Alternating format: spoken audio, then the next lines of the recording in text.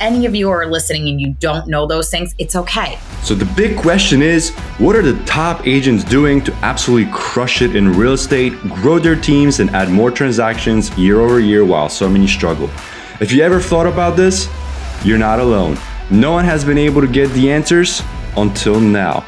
We spent the last few years helping agents sell billions in real estate, rubbing shoulders with top producers, which got us thinking, how can we expose more people to these insights to help raise the standard in the whole real estate industry? We then realized that we could help bridge the gap by getting the secrets from the best of the best so that you can succeed. My name is Andrew Dunn. And my name is Peter Michael. Welcome to Elite Agent Secrets.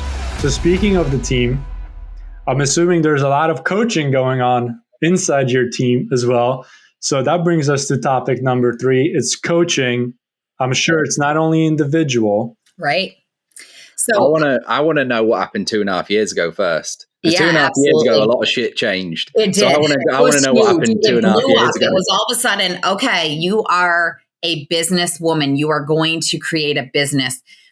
And I love the phrase, you don't know what you don't know.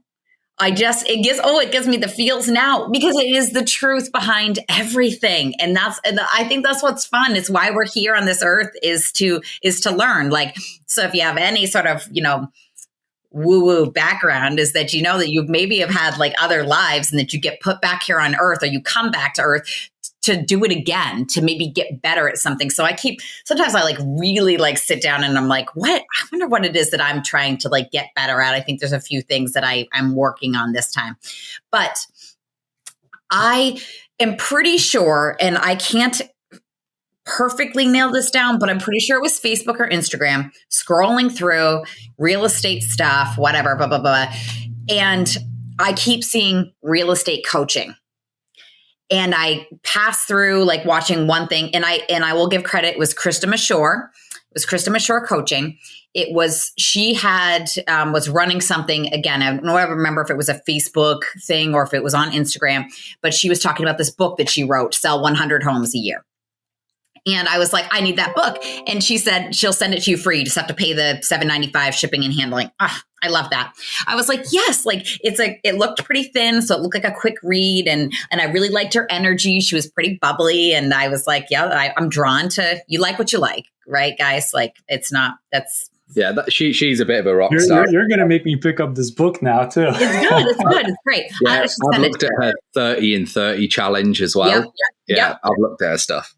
So anyways, I read the book, loved it. And then because this is the world of algorithms and all the government listening to our stuff. And so Facebook's just started pounding me with real estate coaching. And I was like, at the time, I can remember thinking oh, people have real estate coaches? I don't know what that even is. And I don't know why I didn't, because what I've learned is that I'm a basketball coach. I've coached my kids in every sport they've done besides football for my son. Not that I couldn't. I think I might have some good ideas for that, but I coach pretty well from the sidelines. But I've coached, all the way up through their t-ball, baseball stuff and field hockey and basketball, because I'm a basketball family.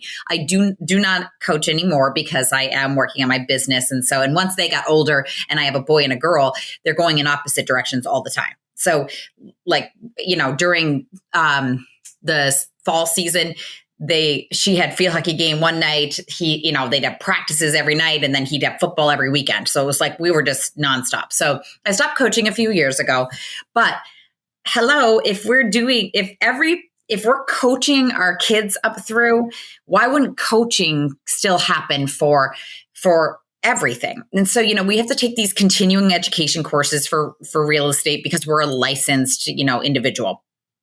Well, anyways. Thank you for reminding me. Yeah. Oh, yes, I know. I've got stuff due too. I'll be putting my assistant on that. So I kept seeing the things, and I read the Krista Mashore book, and then I decided that I would start looking into it. And I remember my first reaction was, whew, it's pretty pricey. It's expensive. But like they say, you have to spend money to make money. And so I went through, I listened to Krista's person and, and again, like when you're a bit naive, like I might happen to have been at that point, not embarrassed to say so, I knew I wouldn't be coaching directly with Krista. I did know that, but I didn't quite know how it was going to be. So I listened to that and I listened to Tom Ferry because I would see Tom Ferry stuff all over the place. I also love him. He excites me. So lo and behold, to fast forward this, I chose Tom Ferry. Just like I actually like the salesperson better. So their salesperson did a better job than Krista's did. Not that that guy was shabby. I just like the other one better. And I got hooked up with a real estate coach. And I have been with Christy for the past 3 years. And yeah, it has to be 3 because I got her before I hired Chelsea, because she was the first thing she said to me when we started running some numbers was, "You don't have an assistant?"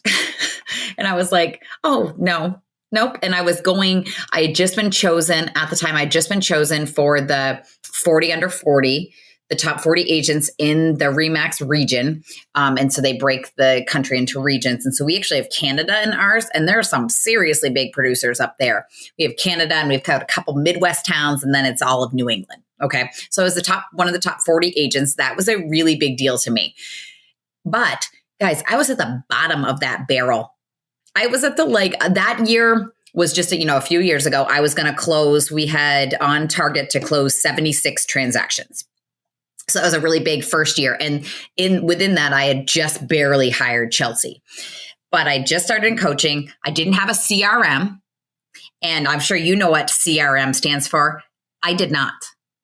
I mean, I looked it up. I mean, I'm literally over here Googling as my coach is talking to me that first meeting. And I'm like, why don't I know these things? And I think I left the coaching meeting going, what am I doing? How have I even succeeded this long? I was sad and frustrated and embarrassed.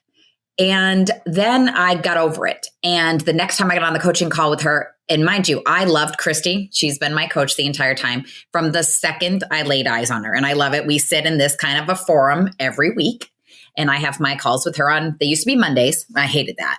I don't like to do stuff early mornings Mondays, but mine were. But now they're on Wednesdays. And I have loved her from the second I started talking with her. And so the next time I got on the call, I said, I don't know anything. And she's like, yeah, you do. You're a very, very good agent. Now we're going to make you a very, very good businesswoman. And it changed from there. It had nowhere to go but up. I didn't track anything. I didn't know my numbers. That was the first thing she kept saying. You got to know your numbers, got to know your numbers. And so if any of you are listening and you don't know those things, it's okay. When you say got to know your numbers, can you be a little bit more specific? Yeah. Which numbers should we actually pay attention to? So you've got to set goals. So there's got to be a goal of what you hope to do for transactions. And just in case, because I think there were so often I listened to stuff like this and I didn't know what it meant. And I'm usually in the car when I'm listening to podcasts. So it's not always easy to Google it, and I'll say, Siri, what is this? And she'll say, I can't help you with that right now. And I'm like, yes, you can, bitch. You can help me right now. Tell me what that is. I can't do that while you're driving. I'm like, no, I'm just asking you a question. Answer it. I love it. So for those of you who are not positive on the transactions, that is your sides that you do. So I don't know every state, but we can double up. You have one client and you may have one customer side. They have to know they're not being represented. But so I did a lot of double deals because in the towns that I am most familiar with, people know me. And so trust me, if I take a listing and I do a lot of listing, I'm probably already going to have a buyer for it. And then we have that discussion. Like, look, do you want to have somebody else on my team help you? Do you want to stay as a customer of mine? But I've got the listing now, so I have to represent that. We make that very clear, and not always as clear as you need to. But so transactions means the sides. You count them both. If you have a buyer and a seller, that's 2. You get 2 for that deal. That's not just 1. I used to count home sales. So I was not tracking it appropriately. Like I said, I wanted to have 50 sales, but I would have had that, a couple of years before, because I one year had probably 20 that I had both sides to. So, And that was back before everybody wanted a buyer's agent. And now I think everybody should have a buyer's agent. So if you're out there and you're listening to this and you're just a consumer, get yourself a buyer's agent, because it actually makes everybody's job easier. Yes, we make a little less money, but then you're just fully represented. There's no middleman. There's no trying to sit on that fence. I love having a buyer's agent. I'll tell you guys, I am like, and that's why I actually like having, because you don't have to play the devil's advocate. You don't have to play any role. There's somebody else who just gets to answer all the questions for the buyer, and somebody answers all the questions and gives all the advice for the seller. I like the separation. I think it just, I mean, I also think we live in a world where everybody gets very wound up about things.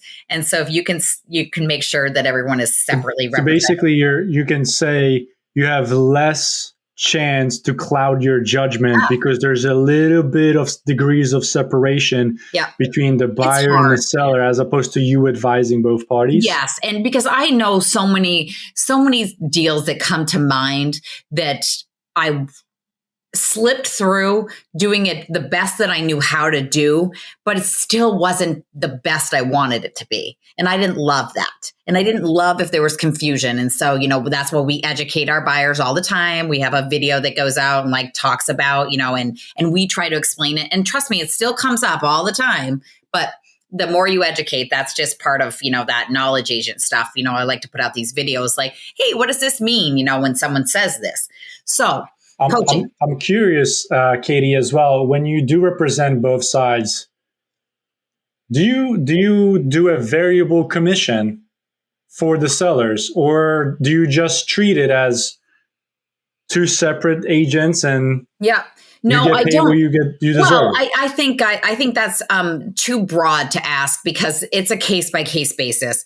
There are times where I might have said, this is probably pre-COVID, but sometimes, you had in our states, you have 2 days to get, once you have a signed listing agreement, you have 2 days to put it on the MLS. Now, sometimes what will happen is that you will be able to, you'll already have buyers for it. And and what we used to know is that, especially with the Cola Bankers and the Four Seasons Sotheby's and, all of those like bigger ones in the area, Century 21, Remax, is they'd go to team meeting and they'd say, what are your listings coming up? Who has a buyer for that? And that was okay. That's allowed. That was fine. And so these homes would come on and they'd be instantly under contract, and you go, I had a buyer for that. Like, that would have been great. And we couldn't, and there was just nothing we could do about it. Buyers would be so disappointed because they would have missed it. And so pre-COVID, we used to say, like, if I had a listing coming on, I'd kind of look through the buyer board and I'd say, who do we have for this? And I might say to my seller, if you'd like, we can show it to the couple people that we have. And if we do that and don't do professional photography and don't do this and that we'll give you a reduced commission for it. If, on the other hand, we put it out, which if you put it out, we could be soliciting for an even higher offer, multiple bids, et cetera. We give those options, then we'll do it at the 6%. I always try and tell my sellers that once it's out there, we really try to not negotiate the commission right out of the gate, because you want to look good to a buyer agent that sees it as well. You don't want to cut it so much down that they go, I don't really want to show that one until last, because that one's a whole percent less than somebody else's of what I'm going to make.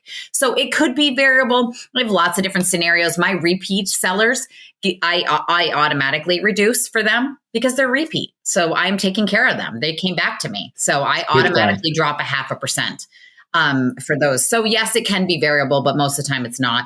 And I certainly don't automatically do it unless the one thing I would do sometimes if people were really like, I want to negotiate the commission, what I go to is, if we do the deal in-house, I will then drop the commission. But if it's another real estate firm, I can't do that. We want to keep, so that's another negotiation tactic I'll use. That's pretty good as well. It does allow you to keep everything in-house. Makes it go smoother, I imagine. You control the whole flow, which is great. Now, this has been phenomenal. You've just talked about all this different stuff. This has been great. I know we spoke off air, actually. You said you're launching a bit of a YouTube channel as well, but you've spoken about so much stuff. You said, you're looking for other agents. So how can people get in touch, whether they want to sell a home in your area, maybe join your team, look at your content, all that good stuff? How can they get in touch, whether it's phone, email, socials, whatever you want? The floor is yours. Well, I'd say that the best way to find me is Kate and Co. I think it's _real estate on Facebook. So if you type in Kate and Co, we have to spell out the AND for all the social media stuff. But you can find me there, and you can find me the same on Instagram. And Katie Ledoux Gilbert, if you just want to be my friend on Facebook, I'd love that. I tell my girls all the time, Facebook is a good tool for you. If you have 50 mutual friends, add them. That's our thing. I add at least 5 people a day. It's kind of a running joke in my family that people will say, like, how do you know that person? I'm like, I don't know. We have 50 mutual friends. We should be friends. They're going to start seeing my face, and they're going to go, oh, we don't know a real estate agent, but she is, because we see her everywhere. So I use that a little tool for my girls, especially. That's a good way to when they're working on their hour of power stuff, and which is reaching out to people you don't know, and then your lead follow up. That's a great way if you're kind of stumped on doing some people you don't know, is reach out to people that, are on Facebook you have mutual friends. So that's how you can find me on Facebook. You can certainly text or call me 802-291-2281. That is my Vermont cell phone I've had for 1 million years. Since cell phones became a thing and texting became a thing. I had a BlackBerry and then a flip phone before that. But so I would love to see you. I cannot remember for the life of me what our YouTube channel is. So I'm going to have to, but I think if you type that in, but we're going to have to link it in the description. We'll link it down below. Lord, people will be able to get in touch. My assistant is now, she's just not here. It's all right. But I would love it if anyone who is listening to this has any sort of random question, reach out. Again, being a knowledge agent means that you reach out and you help other people. And I will find that I get such great press from even fellow real estate agents. There's a woman who in fact, didn't even think she liked me. She's owns her own company. She's could be my mom's age. And I didn't think she liked me because she kept missing appointments for me years ago. It was like, well, I knew it wasn't on purpose, but I was like, how does she keep screwing up appointments with me? She loves me. And that means a lot because she's very successful. And she loves when I go live and I do my keeping you in the know. And that hashtag, guys, has become so popular that friends, like my cleaning lady was here and she was like, I told my daughter that I have to go on Kate's lives because she keeps me in the know. That her daughter doesn't tell her anything, but she gets stuff from mine. So that's brand, though. This is the thing. This is all brand and recognition and stuff. It's been amazing. You've dropped so many little tidbits amongst the big topics. You've kind of been like, do this and try this and now do this. And there's probably been 20 micro actionable tips, which are amazing that people can go and execute. I love your 100 and 100 as well. Like we do stuff like that. This whole podcast, believe it or not, we started with that method. So I always I'll wrap up on this, but I years ago did something called 30 in 30, which is a 30 pieces of content in 30 days. And that's how I started, and it changed my life. And then when we did this, we're like, let's just do it every single day, which is crazy. By the way, no one does this. It's fucking suicide. Yeah, Don't do it. It's a terrible idea. But we've managed to pull it off. We're over, at this point, we're well north of 100 episodes. People like you give away amazing actionable strategies that people can go and use. We get amazing feedback. So we thank you for adding to our audience. We hope you've enjoyed yourself. We definitely have.